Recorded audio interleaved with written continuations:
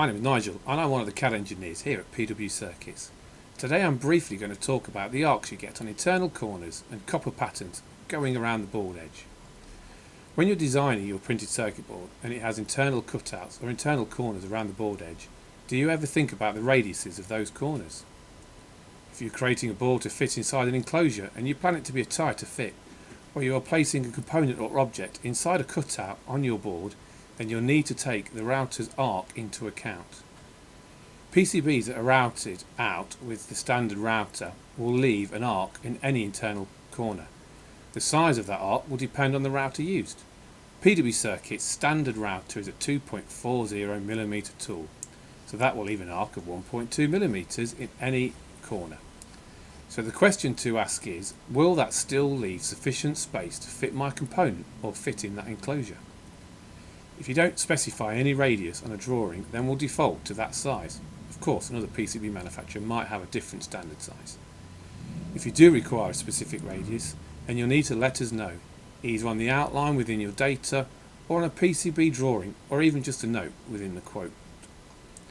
We do, however, have smaller routers, the smallest being 0.5mm, but there are others incrementing in size. So why not cut with the smaller router to prevent any issues?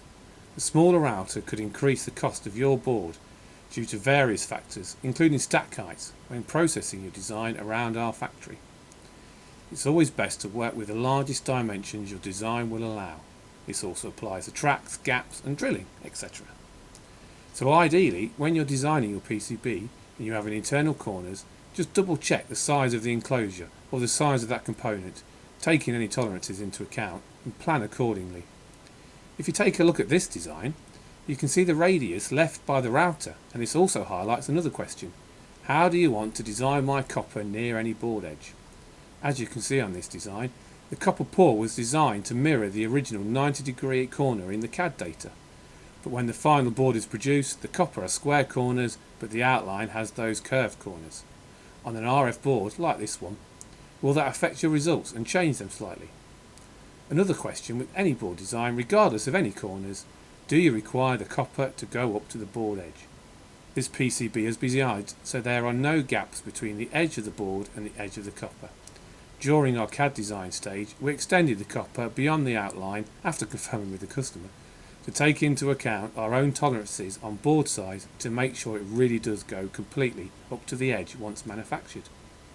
It's another case of letting your PCB manufacturer know if you require this sort of design, either within your data files or on your PCB drawings and notes. So, just in case you're asking, what is the minimum standard gap between the board edge and any copper on a board? PW Circuit's minimum standard is 0.2mm, but we can always go closer if required. Just contact us for more details. We're always happy during our CAD stage to amend the design to suit our minimums if your PCB won't be affected by that change. Nothing is worse than receiving your PCBs and they've not turned out the way you've intended, either by lack of information or something has gone awry during manufacture. Reducing your time to market will decrease your costs and increase your profits.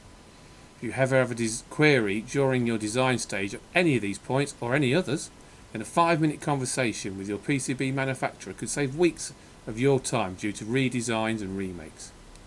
If you have any questions about this topic or any other PCB related queries, then you can leave a comment below or contact us via all the normal channels. We love to help you acquire the perfect printed circuit board in each and every time. More than happy if you like and subscribe to our channel as well and share it with anyone that might help. Thank you for watching.